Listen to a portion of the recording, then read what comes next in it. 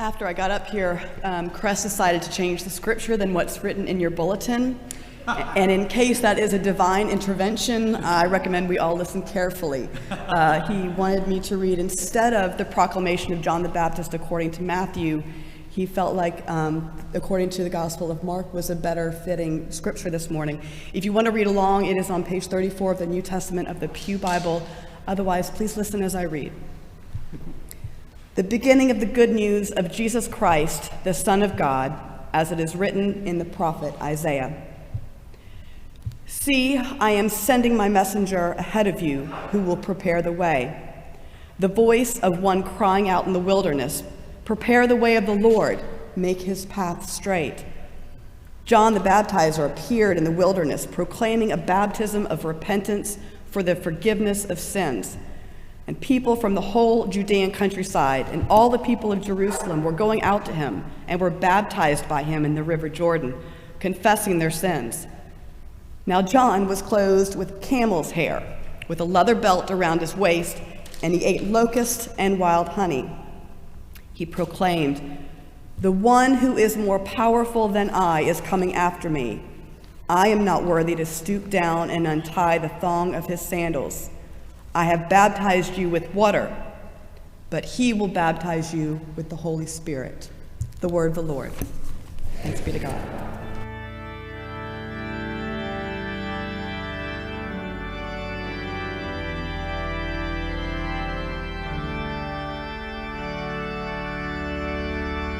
You know, I'm asked that you read from Mark. You'd heard of the study that we're doing on Saturday mornings during Advent.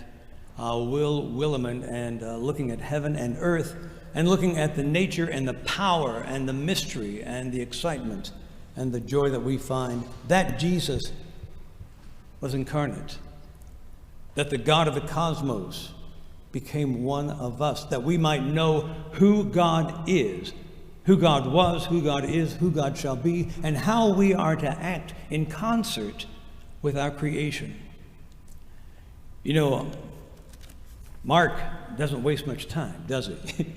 This is the good news of Jesus Christ. The Advent study that we're engaged in centers on this gospel.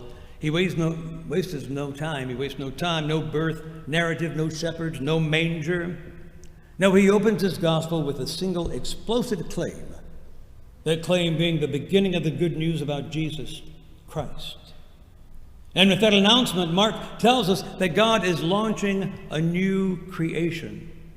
Not a tweak of the old, but a new creation. Not a moral improvement project, but a new creation, a beginning in fresh starts. A creator who rolls up the divine sleeves and begins again. Advent teaches us to expect to be surprised. A wilderness becomes the stage for salvation. A carpenter's son becomes the Messiah. A manger becomes the throne room of heaven, and God delights in showing up where we least expect, and sometimes even where we least want, because that is when we most need saving. Yes, the incarnation is God's great surprise, the holy arriving of God clothed in humanity, the divine word becoming flesh and bone. Not ideas about God, not instructions from God, but God in flesh. Advent invites us to live surprised again, to stay open to the possibility that God is nearer than we had imagined and far more disruptive than sometimes we prefer. God's closeness can comfort us, but it can also unsettle us and challenge us and hopefully reorganize our priorities. Now, John the Baptizer is the herald of the Messiah, foretold by the prophet, as you've heard, Isaiah. John functions not just as the herald, but also he sounds kind of like a community organizer. You see, he identifies that which must be remedied and repaired to receive what and who is to come. And with John, there are no subtle contrivances. There's no leaning into joyless, impossible laws to follow. No, he preaches ritual cleansing, baptism, and then being willing to jettison the old self, that the new creation emerges. The new creation emerges malleable, fit, and poised for repentance. Did he say that word? Yes, for repentance, to change the direction of our lives, changing your life for the change that is coming. The beginning of the good news about Jesus, it happened just as it was written about in that prophecy. You know, where does that occur? Not in Jerusalem, not in the temple courts, not in a palace or in a place of influence. No, it starts in the wilderness with a strange prophet wearing camel hair clothes and shouting good news into the desert air. John the Baptizer. Let's look at who John is, who John was. Both sides of his family were part of the priestly caste in Israel. So he could have had an easy life carrying on in the family business, wearing soft robes, having a routine to work into and then to be rid of. But no, John chose to go into the desert to proclaim the word of God. And what he said, he gave a promise. He said, one stronger than I is coming. But his message is not condemnation, but anticipation and promise. And the scripture says that all of Judea, Jerusalem and Judea, came to be baptized by John. If you read the snapshot, I said sojourners and insufferables and sycophants and swells, and I left off the scribes and the Pharisees and the tax collectors. All the people were coming out to be baptized by John, a horde of folks from all walks, backgrounds, and status. And what did they experience? And what was the experience offered to them then and for us now? You know, the prophet looks far ahead. Isaiah looks far ahead, ahead of the exile that actually hasn't occurred yet. He looks to a time when Israel will no longer have a descendant of David sitting on the throne, a time when no one will be from the family of David. The family of David, the tree of David, has been cut down. And that gave me a new understanding of from the stump of Jesse will come a new descendant of David. And not just a son of David, but a new David. Someone to serve in the Davidic way. But what we saw was that those Davidic kings, for that matter, were all human leaders, and they failed to be and do what was expected. And so our scripture today talks about the one who will bear fruit. Bear fruit, the fruit of justice and peace for all. And why? Because this David, this king, will be filled with the Spirit of the Lord. The Spirit of the Lord will rest upon him. So unlike the kings of Judah in the days of Isaiah and those who would be kings in our contemporary world, this royal branch will be lifted and gifted with all the qualities that will enable him to inaugurate a realm of justice and a realm of peace. The spirit of wisdom and understanding will endow him with discernment to make good decisions in governing his kingdom.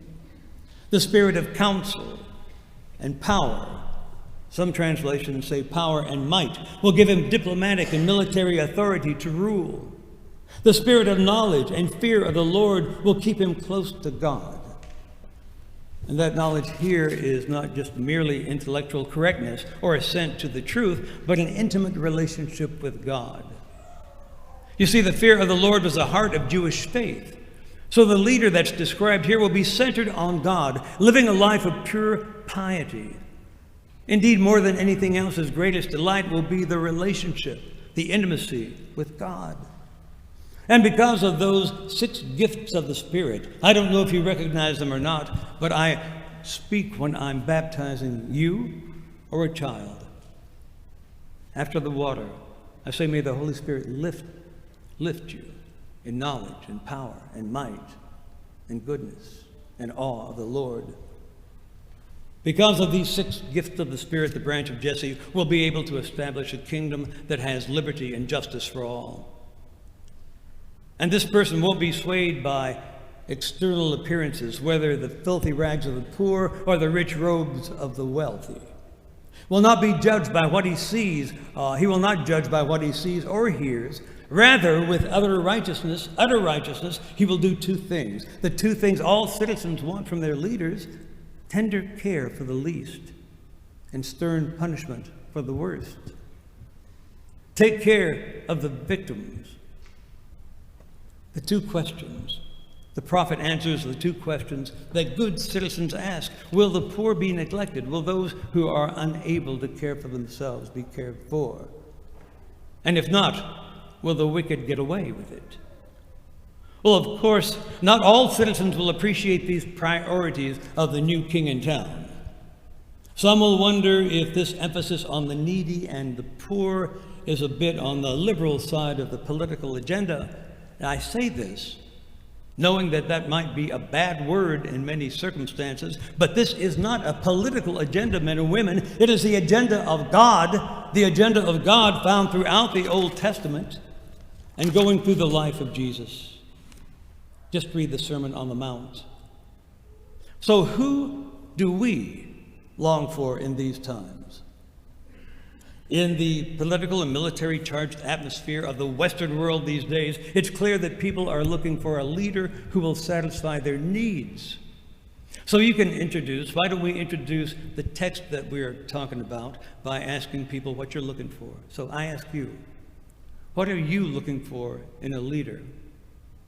Are you looking for strength or compassion? Are you looking for toughness or tenderness? Are you looking for intellectual prowess or emotional intelligence? Will you be attracted by a fresh new platform, a set of world-changing promises, or an experienced leader who has demonstrated skills? Does age matter, or gender, or upbringing, or church membership? Will the person's piety make a difference to you, or will you focus on political savvy? Are you looking for someone who will pursue your particular interests, or for someone who has a vision far beyond your own personal concerns? Will you look for someone who has the right ideas, or someone who is personally righteous? Or do we yearn for, pray for, long for someone who will come from the stump of Jesse? Someone from his roots, the Jesse roots, a branch that will bear fruit. The Spirit of the Lord will rest on him, the Spirit of wisdom and understanding, of counsel and might, the Spirit of knowledge and fear of the Lord, and he will delight in the fear of the Lord. And he will not judge by what he sees with his eyes, or decide by what he hears with his ears, but with righteousness he will judge the needy. With justice he will give decisions for the poor of the earth. And he will strike the earth with the rod of his mouth, and with the breath of his lips he will slay the wicked. Righteousness will be his belt, and faithfulness the sash around his waist. Men and women, it seems impossible most days, but in these days, on this day of Advent, we are reminded that Jesus came once. And Scripture says we'll come again to finish his work. I say that Jesus comes to us every moment of our lives, every moment that our heart opens. There's a fissure in our spirit, and the Spirit rushes in, the loving, cosmic God who loves you with a love that'll never change. Thanks be to God. Amen.